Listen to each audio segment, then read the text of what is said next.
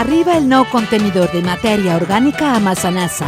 Ara podràs contribuir a millorar el teu entorn natural separant al cuinar i després de menjar les restes orgàniques que sobren. Després ho convertirem en compost perquè torni a la terra en forma d'adob natural. Recorda, deposita-ho en una bossa biodegradable tancada en el nou contenidor marró. A Massanassa tenim raons per a reciclar.